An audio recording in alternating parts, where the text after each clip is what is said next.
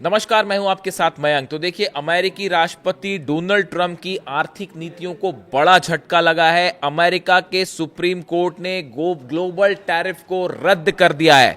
Supreme court ने 6/3 के बहुमत से टैरिफ के खिलाफ फैसला लिया।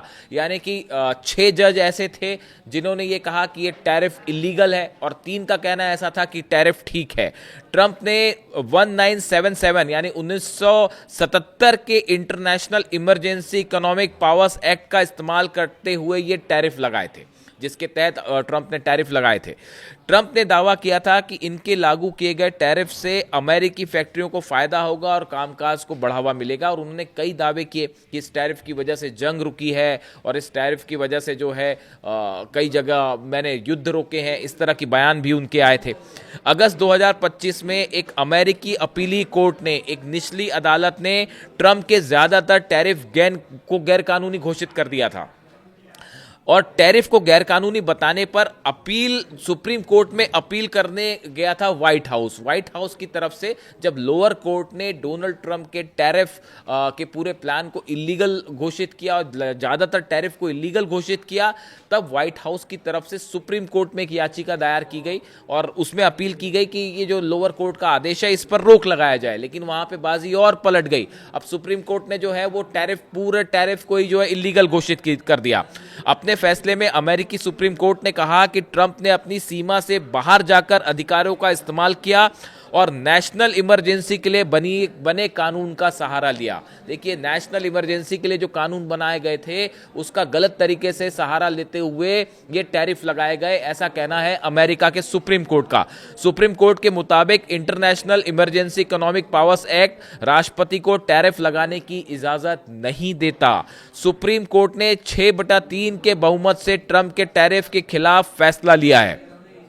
अमेरिकी सुप्रीम कोर्ट के इस फैसले का भारत अमेरिकी ट्रेड डील पर भी असर होगा, ऐसा बताया जा रहा है। रेसिप्रोकल टैरिफ हट जाने से अब भारत को अमेरिका के कुल निर्यात के 55% हिस्से पर अब 18% टैक्स नहीं देना होगा, 18% टैरिफ नहीं देना होगा।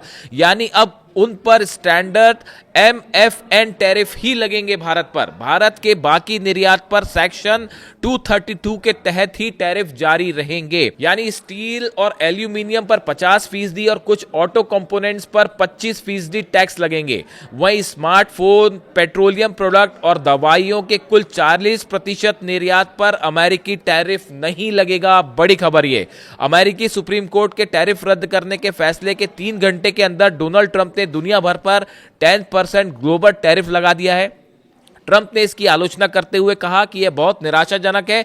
मुझे कोर्ट के कुछ जजों पर शर्म आ रही है। यह देश के लिए कलंक है।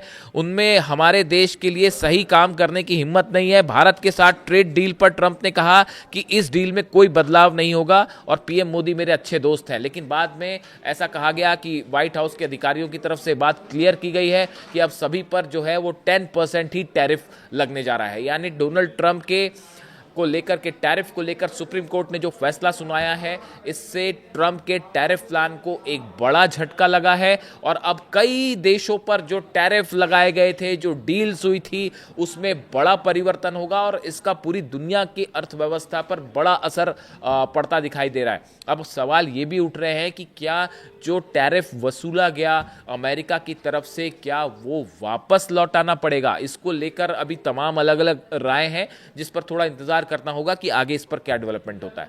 The Supreme Court's ruling on tariffs is deeply disappointing, and I'm ashamed of certain members of the court, absolutely ashamed, for not having the courage to do what's right for our country. What happens to all the money that we took in? It wasn't discussed.